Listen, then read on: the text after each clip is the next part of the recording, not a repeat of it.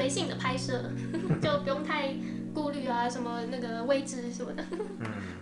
好，我们这集要聊什么呢？你想要分享什么？我只是想分享一下一个小题目，但是这个题目虽然小，但是其实很大。就是大家都会知道灵性这回事，到底灵性是什么？其实大家不一定那么清楚。就是灵性圈、灵性节目、灵性话题、灵性修辞，然后灵性的人呢？灵性到底是什么？什么是灵性？各有各的解释。其实我在这边讲的很单纯，大家一听就懂了。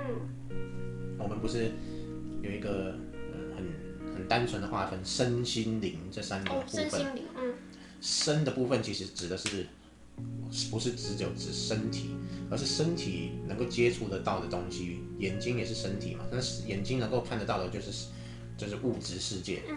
就是眼耳鼻舌身去接触，这些都是物质世界。那么这些就是指身的部分。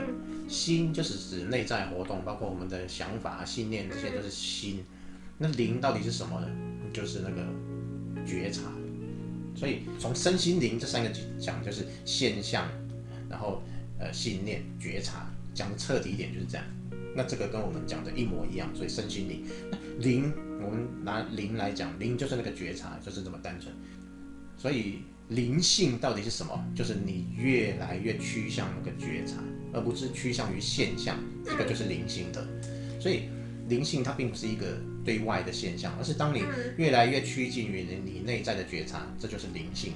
什么叫越来越趋向现象？就是你沉迷在现象里面，哇，一定要搞什么阵啊，然后一定要做什么很多的事情，然后一定要搞很多人聚在一起，然后来共修啊，或者来讨论啊，这才是灵性。其实这当然讨论的话题本身是可能是灵性的，是趋向于觉察的，但是这个本身的行为，它其实跟灵性一点都关系都没有，就是一堆人聚在一起。我知道了，因为叫灵性圈嘛，所以假设说一群谈论灵性的人在一起，就好像我已经是灵性圈的人了。这个应该是这么说，就是这是外界的界定这样子。哇，只要是讨论灵性的就是灵性圈，其实这是没错，但是讨论的真的是灵性吗？因为灵性是回到我们的觉察，所以你讨论的话题是那个觉察吗？这是一个很重要的讨论，不是那个觉察，而是其他枝微末节的事情都是现象，这是社会现象、外面的现象，然后或者跟金钱有关或什么这些有关。其实这些并不是灵性的话题，所以聚在一起讨论这些，那如果讨论的都不是觉察的话，那其实严格说起来不能叫做灵性圈啊。那不是每一个人都像佛陀，都像六祖慧能，听一句话就开悟了。那不是说可以借由不同的故事，那慢慢的引导不同的人吗？所以那些故事是导向于回到那个觉察，还是导向现象就很重要了。那些故事指的方向是觉察，还是指向现象，这个就有很大的分别啊。那每个人就比如说导向的是什么元神啊什么，然后什么，就很多外面的现象，甚至连第三眼开发第三眼这些都还不能算是灵性。但是为什么把它编成是灵性的？而是因为你专注于你的第三眼的时候，你是向内而不是向外。那个向内的动作是灵性的，只是这样，因为你第三眼并不在外面。你可能把松果体当成是第三眼，但是我们又说，其实真正的眼并不是在那个松果体上，而是你真正内在去探寻，你会找到你真正的法眼。那个法眼就是你的觉察，而是在里面，而不是在外面。所以这第三眼真正探讨第三眼，你是向内的，所以这是灵性的，而不是讨论一个外在的现象。我要看到什么什么什么，那些都只是现象而已。那我们的频道就是分两个嘛，要么就在故事里面玩，要么就脱离这些故事。没错啊。那好像大部分的人都选择要在故事里面玩。所以在故事里面偏向游戏攻略，我们尽量不是把它变成一个灵性。真正的灵性反而是跳出故事的才是灵性。所以其实要很精准，要很彻底的说，灵性其实是跳出这些故事的，而不是在故事里讲过的。对啊，没错，因为身心灵是我们的那个内在的觉察，所以你越往觉察走，就是跳出现象跟解释，就跳出故事。所以跳出故事的才是真正的灵性。然后在现象里面追求现象的圆满或者更好，那个是游戏攻略，而不是灵性。所以在故事里面，也可能会把你越来越拉进故事，就越来越沉迷，越来越沉迷，也可能会越来越开阔，越来越就变成更开阔的故事情节，更开阔。那越来越离那个开悟回家更近。可以这么说，这是两种可以并进的路径，就是我在故事里，但是我的意识、我的信念让它越来越开阔，这种状态也会稍微比较接近我们内在的觉察，它是一个开阔的信念。但是其实说到底，开阔的信念跟封闭的信念都是信念，就是你离开信念，你就可以跳出来，所以你不一定要经过那个越来越开阔、越来越开阔、越来越开阔，这个叫扬升，叫提升。那你是不是一定要提升到很高，你才能跳出故事？完全不是，你当下就可以了。那这样意思不是说，其实我在故事，我要选择当一个坏蛋的角色也可以，当好人的角色也可以，那其实都一样可以跳出故事啊。但是你知道是你在选择当坏人，还是你知道你在选择当好人，并且你在当的时候，你很清楚是你只是扮演的，而你不是那个。你能这么清楚的站在观察者去操控吗？还是你觉得我就是坏人？应该说，真的能完全站在观察者操控坏人的角色，这其实就是菩萨吧？因为菩萨，我们很多所谓坏事是怎么来的？是因为欲望，因为要掠夺等等，才会有这些。当你离开了这些的时候，你根本不需要。那你为什么会去做那些事？所以，当你真正站在观察者的角度，你也不太会去变成一个因需求而去掠夺或者做其他坏事的人，所以你不太会去做那些事情。但是你有可能是因为你做某种事情或扮演某种角色，你能帮到对方离开故事，那么你可能会去扮演这样的一个人物，这就是你说的菩萨。菩萨的确有可能在某一个时刻他扮演一个坏人，然后为的就是让某个人在这个时刻能有所领悟而离开故事。这个前提是要开悟吧？是这样，登出开悟。对。但是好像我怎么看，好像现在很多人说自己已经开悟了，自从我开悟之后，等等等等等。所以这个就是一个迷失啊！就可能我是不可能开悟的。就可能灵性圈100个人投票说有没有开悟，可能有10个人投说我已经开悟了。如果我去投，我也不会，我会投那个我没有开悟这个。为什么？因为墨子是不可能开悟的啊。我们谈的是这个身份是永远不可能开悟的，离开这个身份，离开世界，离开这些解释才是那个空。那既然是空，又怎么会有一个人开悟呢？所以根本不会有。你叫我填，我也会勾没有开悟啊。墨子是不可能开悟，所以不会有那个选项说，墨子开悟了。那你说，那你不是说你体会到了呢，又回到角色来传达这些事情，传达这些事情的是那个空，而不是这个身份本身其实是一模一样的，就跟大家一模一样，它不会是一个什么开悟的存在，没有这回事啊。我知道啊，因为对灵性圈来说，就是大家在追求的就是那个更高境界，就是其实说灵性圈其实还是会有一些可能小我可能还是会被你说的对，也还是可能会被小我利用啦。对啊，这分得很清楚，就是小我他需要成为一个开悟的人，但是真正开悟的人，他完全不需要成为一个什么人，什么人他都不需要成为。对啊。但是小我他需要成为一个开悟的人，因为开悟的人感觉上是一个很高尚、很崇高，然后在人生的顶峰的一个人，哇，小我就会滋养得很大，觉得我是开悟的人。我是开悟。那其实开悟并没有需要一个人开悟，所以根本就不需要有个开悟的人。这个大家可以去思考一下。就是就是大家都听说，好像最高的境界，像佛陀啊，他开悟了，好厉害哦。其实跟最高境界一点关系都没有，就是因为最高的境界是故事里面的事情，就是你可以在故事里面变成一个非常高等的一个生命体，那是没有问题的。但是它跟开悟一点关系都没有，开悟是跟整个故事毫无关系，所以它不会是一个最高等的生命体。所以大家如果真的要追求高等的生命体，跟开悟无关，你可以放弃开悟这件事去追求扬升，然后扬升到极点，那没有问题。但是各位要了解，就是开悟跟这些故事无关，所以你不会开悟之后，然后回来，然后变成一个所谓的开悟的人，然后站在顶峰，然后哇，大家很崇拜你什么，跟这些一点关系都没有。但是不是说，开悟之后还是会回到角色吗？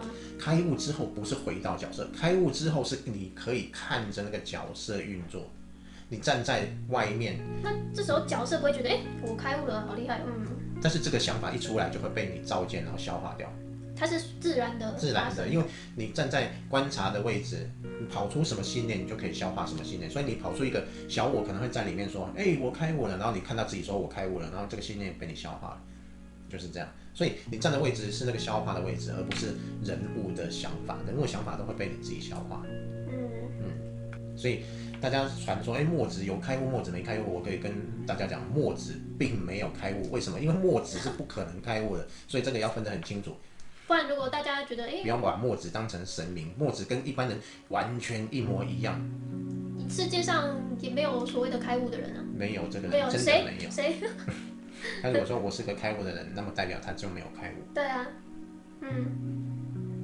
但是如果他开悟了，开悟者，所以开悟者是一个很迷失的一句话，就是这句话本身是有漏洞、有问题的。就是开悟者，什么叫开悟者？就开悟的人叫开悟者，但是没有那个人啊。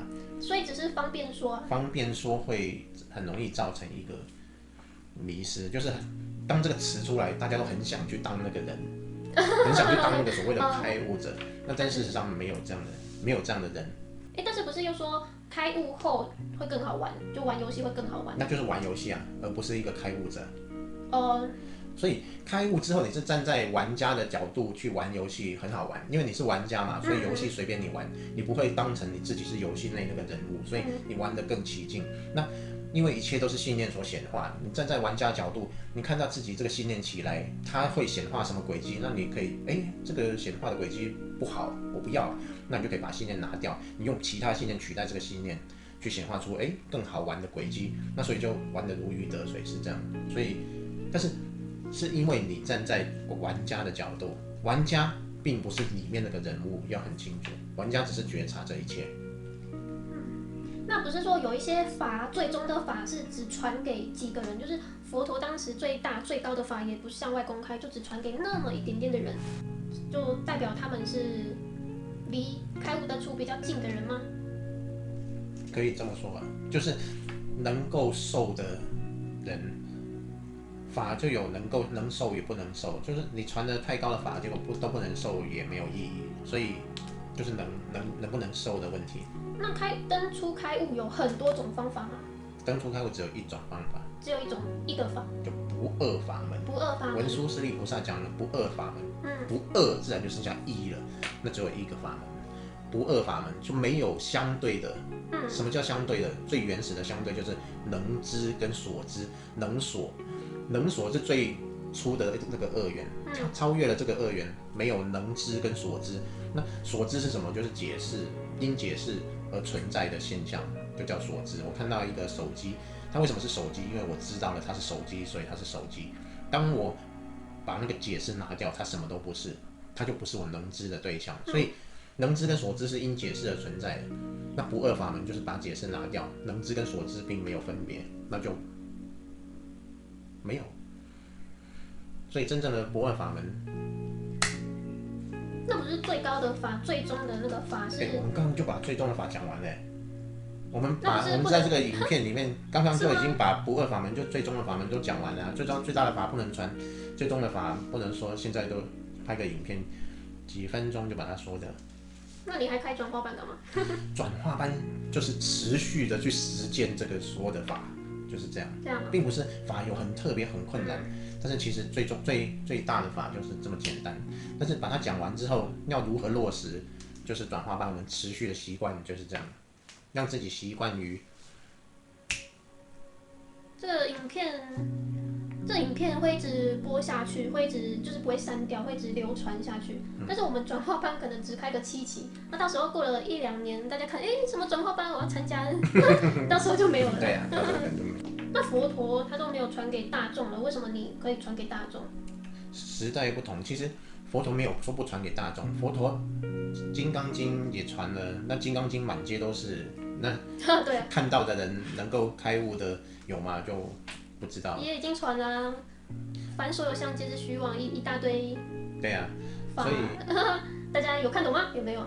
免费发给路人。应该是说，在每一个时代有每一个时代的语言，必须用这个时代的语言去诠释那个是什么。不错啊，这是现代好像有很多大师啊。都在传法，不是吗？每个都可以说它传法，但是传的是什么就不一定。因为不二法门就只有一种，那是不是传这一种，大家自己去看。会不会有些人看也看不懂？就是啊，没办法，就是看不懂，就也不知道哪个说的是对的，哪个是不对的，哪个是正法，哪个是。所以凡所有相，皆是虚妄这一句很重要啊，就是哪个才是对的，哪个都不是。那为什么都不是？因为讲出来就不是。比如说我指着月亮，那你去看月亮，而不是那只手指是对的，那只手指一定不是。所以你讲的全部都不是。也不是。你讲的全部都不是。全部都不是。那我们还拍影片干嘛？我们拍影片告诉他们什么全部都不是，因为只要是信念，只要是解释都不是。我们比一个手指说离开解释，不解释那就是。所以跟我们讲的这些解释那么多都不是。那为什么我听过有人说你讲的不对？我讲本来就不对啊，本来就不是，所以大家要搞清楚，讲出来的就不是，因为讲出来你听到你是自己去离开那个解释，不是听了我的解释然后就哇懂了，你懂的是脑袋懂的是你的分别心，你的头脑以为理解了，我知道了，但是你知道什么？你什么都不知道。我什么都不知道，对，我也不知道，都不知道啊。你听到了之后，你是要去看那个月亮，也就是回过头去看你完全没有解释的那个觉察的本身，那个方向对了，你自己去看。那至于是什么，你自己去看，不是我说那个是什么。可能啊，我知道，可能因为每个人信仰的宗教都不同嘛，就他可能有自己相信的信念。那所以啊，哪一个信念是对的，你怎么知道呢？因为我们影片不只讲登出开悟，我们不只讲脱离故事的，我们还说了故事里面的攻略啊，等等等。那可能有些人比较不信扬升那一套，或觉得这是错的，怎么叫人扬升呢？这些扬升的人都有问题。其实故事内完全没有问题。对，故事内大家对啊，这是一个梦境嘛，梦到什么都是可以的，都是没问题的。但是谈到要醒过来，那就。